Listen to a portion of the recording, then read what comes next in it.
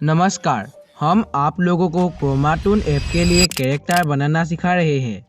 अब तक हमने कैरेक्टर को ढूंढना और कैरेक्टर की फेस को ड्रॉ करना सीख लिया है। यदि आपने ये 2 पार्ट नहीं देखा तो पहले वो देख लो, लिंक डिस्क्रिप्शन में मिल जाएगा। आज हम सबसे मुश्किल चीज़ सीखेंगे, जो है कैरेक्टर्स की फेस को एडजस्ट करना।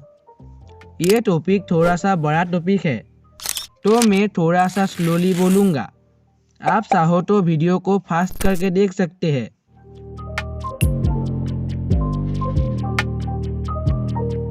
हमने पिछली वीडियो में जो कैरेक्टर्स ड्रॉ किया था उसे हम मार्च कर लेंगे। मार्च करने के लिए हम यूज़ करेंगे ये एरो वाला टूल। एक बात की ध्यान रखना कि हमें कैरेक्टर को अच्छे से डिटेल देने के बाद ही, यानी कि शेडो एंड हाईलाइट देने के बाद ही मार्च करना है। मैंने डिटेल नहीं दिया क्योंकि इस टॉपिक को हम बाद में कवर करेंगे। चलो अब फेस को एडजस्ट करते हैं। ये एक बहुत ही आसान चीज़ होगा यदि आप मेरे दिए गए ट्रिक को फॉलो करेंगे। सबसे पहले हम क्रोमाटून एप्लीकेशन का एक डिफ़ॉल्ट कैरेक्टर की पीएनजी को ऐड कर लेंगे।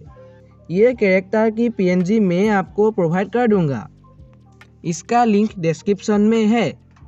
अब हमने जो कैरेक्टर को ड्रॉ किया था उसे सेकेंड लेयर के ऊपर लेके आएंगे। अब सेकेंड लेयर की साइज़ को डिफ़ॉल्ट पीएनजी की हेड के साइज़ के साथ मिला लेंगे। अच्छे से मिला लेना ताकि कोई भी गड़बड़ी ना हो।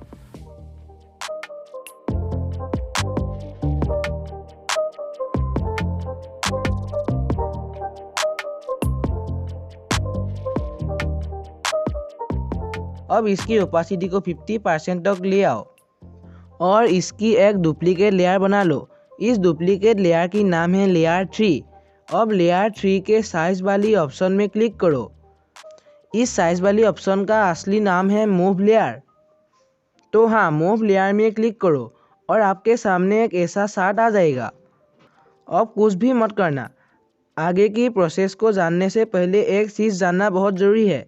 चलो सबसे पहले उसे समझते हैं। अब इस चार्ट को देखो, यहाँ ध्यान दोगे तो आपको 2 चीज़ दिखाई देगी। एक है ट्रांजिशन X एंड दूसरा है ट्रांजिशन Y। ये क्या है? देखो, एक इमेज को 2 लाइन 4 इक्वल पार्ट में डिवाइड करता है। इनमें से इस पार्ट को हम X और इस पार्ट को हम Y कहते हैं। समझने के लिए, यदि आप X बार को राइट साइड मूव करेंगे तो इमेज भी राइट साइड के लिए मूव करेंगे, और लेफ़्ट साइड को यदि आप मूव करेंगे तो इमेज भी लेफ़्ट साइड के लिए मूव करेगी। इसी तरह यदि आप Y बार को राइट साइड मूव करेंगे तो इमेज नीचे की तरफ जाएगा, और यदि लेफ़्ट साइड मूव करोगे तो इमेज ऊपर की तरफ जाएगा। तो उम्मीद करता हूँ कि आपको ये पार्ट समझ में आया है। यदि नहीं आया तो फिर से ये पार्ट देख लो। अब देखो, मेरा इमेज तो ख़राब हो गया, इसीलिए मैं रॉन्ग वाली आइकन में टैप करके फिर से मूव लेयर के क्लिक करूँगा। अब आप Y बार में क्लिक करके डुप्लीकेट लेयर को नीचे ले आओ। ध्यान से डिफ़ॉल्ट इमेज के साथ एडजस्ट कर लो। नाउ डिफ़ॉल्ट इमेज को अब आप डिफ़ॉल्ट इमेज को हाइड कर दो।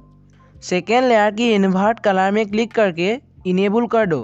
अब आपके सामने सिर्फ फेस ही है।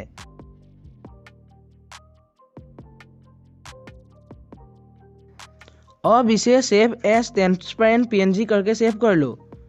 नाउ क्रोमाटून्स में इसे ऐड करो। यहाँ आपको इमेज की कमियाँ मिल जाएगा। यदि आप इस इमेज को ध्यान से देखोगे, आपको कुछ कमियाँ ज़रूर नज़र आएगी। यदि कोई भी कमियाँ नज़र नहीं आती है तो आपको कुछ भी करने की ज़रूरत नहीं है। आपका इमेज फुली बन चुका है। मैं हर बार कमियाँ शब्द यूज़ कर रहा हूँ। देखिए, मैंने सेकेंड लेयर की इन्वर्ट लेयर कलर को इनेबल कर दिया था, जिसके कारण से ये इमेज कुछ ऐसा दिख रहा है। और जो थर्ड लेयर है उसे हमने ऐसे ही रख दिया था। इसका मेन कारण है क्रोमाटून ऐप में एक समय के अंतराल में नीचे वाला इमेज कुछ सेकंड के लिए विजिबल होता है।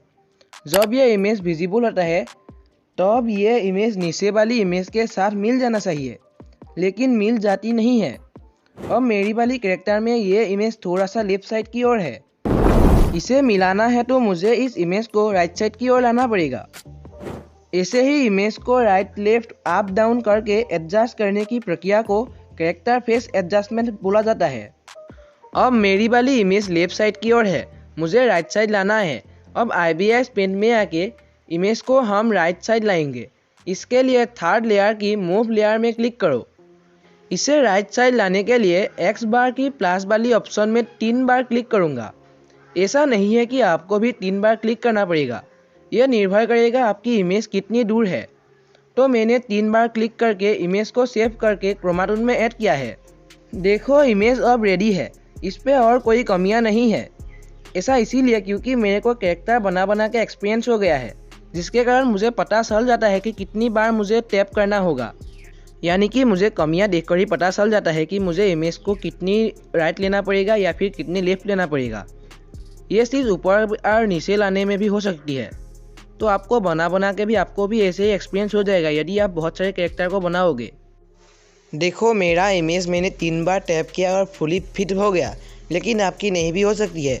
इसके लिए आप फिर से IBS पेंट में जाके इसको फिर से एडजस्ट करना। जब तक अच्छी तरीके से एडजस्ट नहीं हो जाता, ऐसे ही लेफ़्ट राइट अप डाउन करके मिला लेना। अब इस इमेज को हम जूम आउट करेंगे। जूम इन और जूम आउट करने के लिए इस आइकॉन में टैप करेंगे। अब उंगली से जूम करो या फिर जूम आउट करो। हमारा इमेज पूरी तरह से रेडी है। अब थर्ड लेयर के ऊपर और एक लेयर ऐड करो। इस फोर्थ लेयर में आप नीचे वाली कैरेक्टर की आँख को छुपा दो। ध्यान से करना।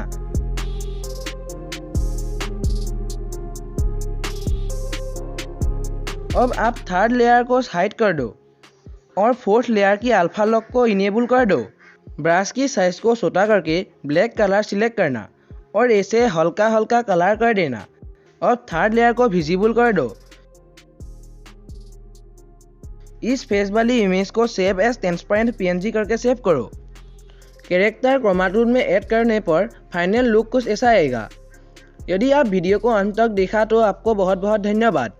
मैं कुछ बात बताना चाहता हूँ। ये कैरेक्टर की फेस को एडजस्ट करने के लिए आपको 5 से 10 PNG आराम से बनाना पड़ेगा। आप मेरी तरह इन स्केल का यूज़ करके नीचे वाली इमेज को एडजस्ट करना, तब आसान होता है। अपना हिम्मत मत हारना, सीखने में टाइम लगेगा। आने वाली वीडियो में हम कैरेक्टर की cloth, mouth, hand, leg in सारी चीज़ों को समझेंगे। यदि आप बाकी 2 पार्ट नहीं देखा तो यहाँ टैप करके देख लो। मैं आपको यहीं मिलूँगा। Bye bye.